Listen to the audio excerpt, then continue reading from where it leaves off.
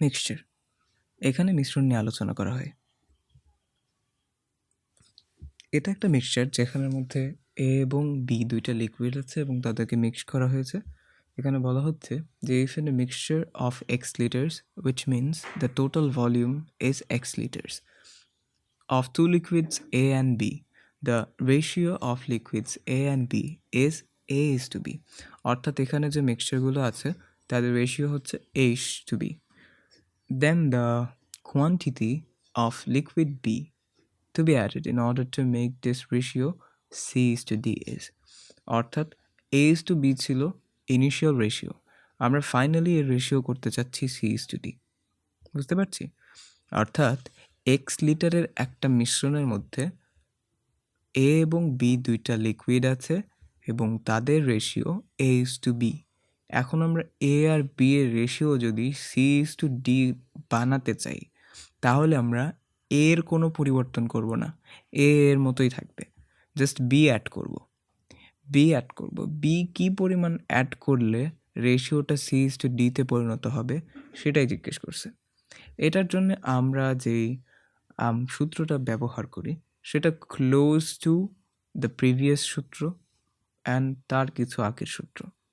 দেখো, আমরা লাস্ট সূত্র দেখেছিলাম যে সূত্রটার কোনো একটা পর্যায়ে অর্থাৎ হরে এরকম একটা টার্ম ছিল ডিপি মাইনাস পিএম, যেটার মানে ছিল difference of product of extremes minus product of means, তাই তো? আর নিচের অংশে আছে এ প্লাস বি। এটা কোত্থেকে এসছে? আমরা অনেকক্ষণ আগে একটা সূত্র দেখছিলাম যেটা হচ্ছে একটা সাম থেকে যদি কোনো একটা আইটেমের পরিমাণ নির্ণয় করতে চাই তাহলে উপরে থাকে হচ্ছে পার্টটা আর নিচে থাকে হচ্ছে পুরো সামটা। তো এখানেও যেহেতু এক্স হচ্ছে আমাদের টোটাল লিকুইডটার ভলিউমের সাম, সেটাকেই হচ্ছে আমরা দুইটা ভাগে বিভক্ত করেছি, এ এবং বি, তাই নিচে আমাদের সম্পূর্ণ পার্টটা আছে আর উপরে আমরা হচ্ছে পার্শিয়াল পার্টটা লিখছি। পার্শিয়াল পার্টটা কত? সেটা হচ্ছে আমাদের এক্সট্রিমের প্রোডাক্ট আর মিনের প্রোডাক্টের ডিফারেন্সটা। অর্থাৎ এখানে দুইটা যে রেশিও আছে, রেশিওর মিনগুলো কারা কারা, এখানে মিন কারা কারা আমি শো, এখানে মিন হচ্ছে বি আর সি, বি আর সি হচ্ছে মিন, আর এক্সট্রিম কারা কারা, এক্সট্রিম হচ্ছে এ আর ডি। তো আমি বলেছি প্রোডাক্ট অফ এক্সট্রিম এডি আর প্রোডাক্ট অফ মিন বিসি, দুইটার ডিফারেন্স, আর সাথে নিচে পূর্ণ অংশটা এ প্লাস বি আর এখানে হচ্ছে এক্স। পুরো জিনিসটা রিক্যাপ করতে হবে, নাহলে বুঝতে অসুবিধা হয়ে যাবে। এক্স লিটারের একটা মিশ্রণ ছিল, সেই মিশ্রণের মধ্যে হচ্ছে দুইটা লিকুইড ছিল এ এবং বি, যারা ইনিশিয়ালি এ এবং বি এই রেশিওতে মিক্সড ছিল। পরবর্তীতে আমরা চাচ্ছি এর পরিমাণের কোনো পরিবর্তন হবে না, অর্থাৎ এ লিকুইডটা যতটুকু ছিল ততটুকুই থাকবে, শুধু আমরা বি এর পরিবর্তন করব, অর্থাৎ বি আরও কিছু পরিমাণ অ্যাড করব। লেটস সে দ্যাট ওভারফ্লোয়িং অ্যাডের পরিমাণ হচ্ছে এইটুক ওভারফ্লো আমরা নতুন করে অ্যাড করেছি।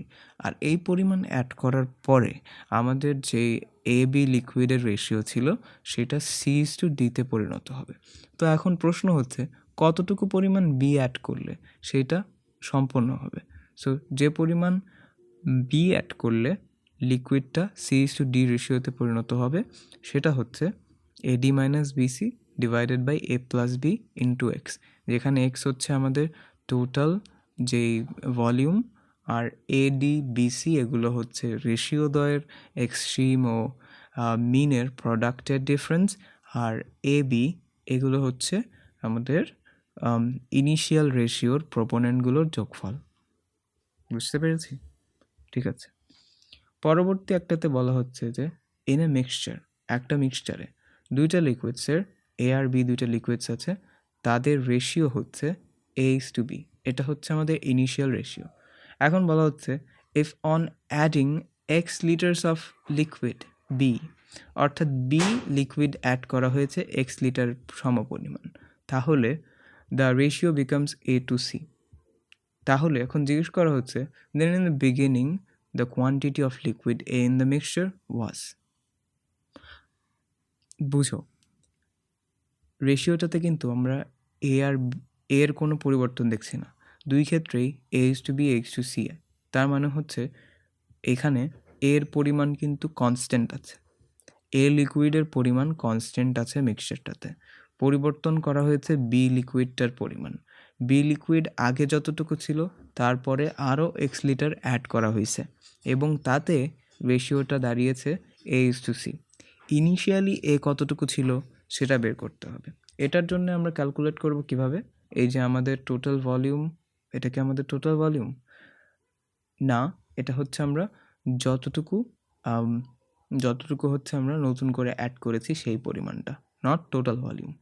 এবং এখানে থাকছে আমাদের হচ্ছে আমাদের কনস্ট্যান্ট যেই রেশিওর প্রপোনেন্ট ছিল ওইটা। আর C-B দিয়ে আমরা কীভাবে মনে রাখতে পারি? এটা হচ্ছে আমাদের যেই পরিবর্তিত রেশিওটা আছে তাদের ডিফারেন্স। ঠিক আছে, আমি আরেকবার দেখাই। এখানে ছিল A:B A:C, উপরে থাকছে আমাদের অর্থাৎ যেই পার্টটা পরিবর্তিত হচ্ছে না, উপরে কনস্ট্যান্ট পার্টটা থাকছে। আর নিচে কি থাকছে?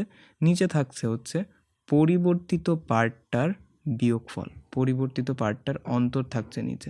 আর এই যে এক্স পার্টটা ছিল, এক্স পার্টটা হচ্ছে যতটুকু পরিমাণ অ্যাড করা হয়েছে। অলরাইট, আর আগেরটাই কিন্তু তা ছিল না, আগেরটাই ছিল যে পুরো মিক্সচারটার ভলিউম। বুঝছি? ওকে, তাহলে এটা আমরা কি বের করতেছিলাম? এটা আমরা বের করতেছিলাম হচ্ছে ইনিশিয়াল কতটুকু ছিল সেই পরিমাণটা। I hope you got it. Spider method, it is a quite interesting method এবং কোয়াইট হ্যান্ডি। মিক্সচারের আসা মোস্ট অফ দ্য ম্যাথস এই মেথডটা দিয়ে করে ফেলা সম্ভব। Let's see. ধরে নাও দুইটা মিক্সচার আছে, একটা একটা বি। এদের মধ্যে যে এলিমেন্টগুলো আছে সেগুলো হলো অ্যালকোহল আর ওয়াটার। এখানেও অ্যালকোহল আর ওয়াটার। তো আমরা এখানে দেখতে পাচ্ছি অ্যালকোহলের পার্সেন্টেজ কতটুকু, ওয়াটারের পার্সেন্টেজ কতটুকু, এখানে অ্যালকোহলের পার্সেন্টেজ কতটুকু, ওয়াটারের পার্সেন্টেজ কতটুকু। এখন আমরা এই আর বিকে মিক্স করে সি নামে একটা মিক্সচার তৈরি করলাম। এখানে বি কিন্তু দুইটাই আছে এবং সেখানে দেখতে পেলাম যে অ্যালকোহলের পার্সেন্টেজ আছে 27। সি, এইখানে 30 ছিল, এইখানে 25 ছিল। যখন আমরা দেখব যে এইখানকার পার্সেন্টেজটা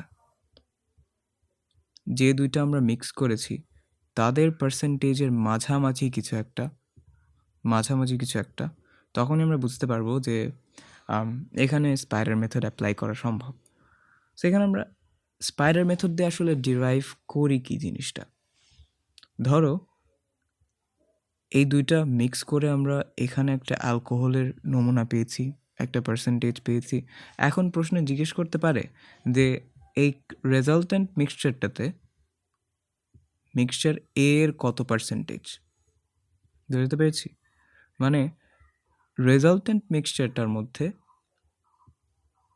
রিয়াক্টেন্ট মিক্সচারগুলোর যে কোনো একটার পার্সেন্টেজ কতটুকু, তাই তো? এটা জিজ্ঞেস করতে পারে। অথবা জিজ্ঞেস করতে পারে এই রেজাল্টেন্ট মিক্সচারটাতে এবং বি এর রেশিও কত, পরিমাণ কত, এরকম প্রশ্ন আস্ক করতে পারে এবং এগুলো স্পাইডার মেথড দিয়ে করা সম্ভব। আমরা একটু স্পাইডার মেথডটার সিনট্যাকটিক্যাল বেসিক জিনিসপত্র জেনে নিই। স্পাইডার মেথড দেখতে এরকম হয়। A good thing to note যে আমাদের মিক্সচারের যেই পার্সেন্টেজটা থাকবে বা মিক্সচারের যেই পরিমাণটা থাকবে, ভ্যালুটা থাকবে, সেটা সব সময় আমাদের রিয়াক্টেন্ট মিক্সচারগুলোর মধ্যবর্তী কিছু একটা হবে। যেমন একটা 20 হলে আরেকটা 30 হলে তাদের মিক্সচারের যেই ভ্যালুটা হবে সেটা 20 এবং 30-এর মাঝামাঝি কোনো একটা হবে। এখন আমরা একটু বুঝি ব্যাপারটা কি। আরেকটা ব্যাপার মনে রাখা উচিত যে দেখো এখানে অ্যালকোহল এবং ওয়াটারের নমুনা দেওয়া আছে। অ্যালকোহল এবং ওয়াটারের নমুনা দেয়া আছে। যেহেতু স্পাইডার মেথড দিয়ে আমরা যে কাজটা করি সেটা হচ্ছে একটা রেজাল্ট্যান্ট মিক্সচারের মধ্যে ব্যবহৃত মিক্সচার দুইটার অর্থাৎ যেগুলো মিক্স করে বানানো হয়েছে সেগুলোর রেশিওটা বেসিক্যালি আমরা নির্ণয় করতে পারি এই স্পাইডার মেথডের মাধ্যমে। তাহলে যখন আমরা রেশিওটা নির্ণয় করব তখন যে কোনো একটা কম্পোনেন্টের ভ্যালু দিয়েই আমরা নির্ণয় করতে পারি। যেমন আমরা মিক্সচারে অ্যালকোহলের যেই ভ্যালুগুলো আছে সেগুলো ব্যবহার করে রেজাল্টেন্ট মিক্সচারের রেশিও নির্ণয় করতে পারি। আবার আমরা ওয়াটারের ভ্যালু ব্যবহার করেও কিন্তু সেম কাজটা করতে পারি। তবে এক্ষেত্রে ইন্ডিভিজুয়ালিটি মেনটেন করতে হবে। অ্যালকোহল নিলে দুইটাই অ্যালকোহলের ভ্যালু নিতে হবে, ওয়াটার নিলে দুইটাই ওয়াটারের ভ্যালু নিতে হবে। লেটস সি এখন। তো আমরা ধরে নেই একটা মিক্সচারের M1 আরেকটা মিক্সচার M2 মিক্স করে নতুন একটা মিক্সচার তৈরি করা হচ্ছে M, যেখানে M1 এর অ্যালকোহলের পরিমাণ এবং M2 এর অ্যালকোহলের পরিমাণ আর এখানে রেজাল্ট্যান্ট মিক্সচারের অ্যালকোহলের পরিমাণ যথাক্রমে এটা। তাহলে এখন আমরা রেজাল্ট্যান্ট মিক্সচারে M1 আর M2 এর রেশিও যদি বের করতে চাই যে তারা কতটুকু করে উপস্থিত আছে, সেজন্য হচ্ছে আমাদের কি করতে হবে, M1 এবং M1 এবং M এদের মধ্যবর্তী ডিফারেন্সটা এই বরাবর লিখব, M1 মাইনাস M, এদের দুজনের পার্থক্যটা এই বরাবর আসবে। আবার M2 আর M এই দুইজনের পার্থক্যটা এই বরাবর আসবে। সো বেসিক যেই ডায়াগ্রামটা সেটা দেখতে কেমন, উপরে আমরা রিঅ্যাক্ট্যান্ট মিক্সচারগুলো লিখি, এই মাঝ বরাবর হচ্ছে আমাদের রেজাল্ট্যান্ট মিক্সচারটা থাকে, আর এই বরাবর যে আমরা দুইটা টেন্টাকল টাইপের কিছু একটা আঁকি, তারা আসলে অ্যারোটা নির্দেশ করে যে এই রেজাল্ট্যান্ট মিক্সচারে এদের রেশিও কত। এইটা এই প্রোপোনেন্টকে নির্দেশ করছে এবং M2 এই প্রোপোনেন্টকে নির্দেশ করছে, এদের মাঝখানে একটা ইস্যু থাকে। সো রেশিওটা বেসিক্যালি হচ্ছে এটা হচ্ছে রেশিও। ঠিক আছে, একটা এক্সাম্পল ম্যাথ দেখা যাক, তাহলে বুঝতে সুবিধা হবে। বলা হচ্ছে একটা সিড মিক্সচার X, তার মধ্যে 40% অফ রাই গ্রাস আছে এবং 60% অফ ব্লু গ্রাস আছে। এটা ওয়েটের অনুপাতে হিসাব করা। 60% ব্লু গ্রাস আর 40% রাই গ্রাস। আরেকটা সিড মিক্সচার যেটার নাম হলো Y, সিড মিক্সচার Y এর মধ্যে 25% অফ রাই গ্রাস আছে এবং 75% অফ আদার স্টাফ আছে। তার মানে এখানে আমাদের এদিকে তাকানোর দরকারই নেই, কারণ তারা দুইটা ইন্ডিভিজুয়ালি ডিফারেন্ট স্টাফস আছে, তাই ওদিকে আমরা তাকাবো না। দেখব রাইগ্রাস দুইটা মিক্সচারেই সেম জিনিস, এবং তাদের পরিমাণ 40 এবং 25-এর মধ্যে সীমাবদ্ধ। তাহলে আমরা বুঝতেই পারছি যে আমাদের সিড মিক্সচার X এবং Yকে যদি মিক্স করা হয় তাহলে সেখানে রাইগ্রাসের পরিমাণ এদের মধ্যবর্তী কিছু একটা হবে, 40 এবং 25-এর মধ্যবর্তী কিছু একটা হবে। তো তারপর প্রশ্নে বলা হয়েছে, if a mixture of X and Y, অর্থাৎ X ও Y এর যদি একটা মিক্সচার বানানো হয় এবং সেখানে যদি 30% অফ রাইগ্রাস থাকে, এই তো যা বলেছিলাম 25 এবং 40-এর মধ্যবর্তী 30% রাইগ্রাস আছে, তাহলে what percent of the weight of this mixture is from X, অর্থাৎ এই যে নতুন রেজাল্ট্যান্ট মিক্সচারটা হলো সেখানকার কতটুকু ওয়েট হোল্ড করে মিক্সচার X। বুঝতে পেরেছি? আমরা এখানে স্পাইডার মেথডটা ইউজ করতে পারি। স্পাইডার মেথডে যে কোনো একটা ভ্যালু নিয়ে কাজ করতে হয়। অ্যাজ আই সেড বিফোর, এখানে আমরা প্রত্যেকটাতেই রাইগ্রাসের ভ্যালুটা নিয়ে কাজ করব। উল্লেখ্য যে মিক্সচার এর ভ্যালুকে অবশ্যই X ও Y এর ভ্যালুর মাঝামাঝিতে অবস্থান করতে হবে, সেটাও দেখতে পাচ্ছি 30, 40 এবং 25-এর মধ্যে অবস্থান করছে। তো প্রথমেই আমরা হচ্ছে এরকম একটা ডায়াগ্রাম এঁকে নিব এবং এক পাশে আমাদের ভ্যালু থাকবে 40 আর এক পাশে 25, অ্যান্ড এই যে আমরা এভাবে ডিফারেন্সটা এই পাশে বসিয়ে দেবো। 40 আর 30-এর পার্থক্য এখানে 10 বসেছে, আর এখানে 25 আর 30-এর পার্থক্য 5, সেই 5টা এখানে বসেছে। সো এখানে যেই রেশিওটা হচ্ছে সেটা দাঁড়াচ্ছে হচ্ছে 5:10, রাইট? 5:10 হচ্ছে আমাদের এখানে সিড মিক্সচার X এবং Y এর রেশিও। এখন আমাদেরকে প্রশ্ন জিজ্ঞেস করেছে কি? প্রশ্ন জিজ্ঞেস করেছে যে what percent of the weight of this mixture is x. এটার জন্য আমাদেরকে চলে যেতে হবে সেই বিখ্যাত থিওরিতে, যেটা আমরা রেশিও প্রপোর্শন থেকে শিখেছিলাম। সেটা হচ্ছে এইটা, যে আমরা যদি কোনো দুইটা নাম্বার যদি ডিভাইড করি, দুইটা নাম্বারে যদি একটা সামকে ডিভাইড করি, তাহলে আমরা যে কোনো একটা নাম্বার যদি বের করতে চাই, তাহলে উপরে আমাদের পার্শিয়াল ভগ্নাংশ থাকে আর নিচে হচ্ছে আমাদের দুইটা প্রপোনেন্টের যোগফল থাকে, আর এখানে থাকে হচ্ছে আমাদের সামটা। এটা একটু টেকনিক্যাল ভাষা হয়ে গেল। I just wanted you to feel resemblance. Other than that, এটা খুবই ইজিলি বোঝা যায় যে যদি আমরা এখান থেকে 5-এর পরিমাণ নির্ণয় করতে চাই, তাহলে 5 উপরে থাকবে আর নিচে 5, 10, 15 বসবে। আর এখানে 100, 5 আর 15 কাটলে 1/3 হবে। এবং ফ্র্যাকশন ও ডেসিমাল থেকে আমরা শিখেছিলাম যে কোনো 1/3 মানে হচ্ছে 0.3333 সামথিং, সেটার সাথে 100 গুণ করলে সেটা 33.33% হয়। তো এটাই হচ্ছে আমাদের কতটুকু পরিমাণ সিড মিক্সচার এক্স এই রেজাল্টেন্ট মিক্সচারের মধ্যে আছে সেটার পরিমাণ। মনে করো একটা পাত্রে A লিটার দুধ আছে, সেখান থেকে B লিটার দুধ বের করে নেওয়া হলো এবং তার পরিবর্তে B লিটার পানি দ্বারা ওই ভ্যাকিউমটা পূর্ণ করা হলো। তাহলে এখন পাত্রটাতে লিকুইড কতটুকু আছে? লিকুইড আছে, শুরুতে যে A লিটার মিল্ক ছিল তা থেকে হচ্ছে আমরা B লিটার দুধ বের করেছি এবং সেখানে আবার B লিটার অন্য একটা লিকুইড বা পানি দিয়েছি।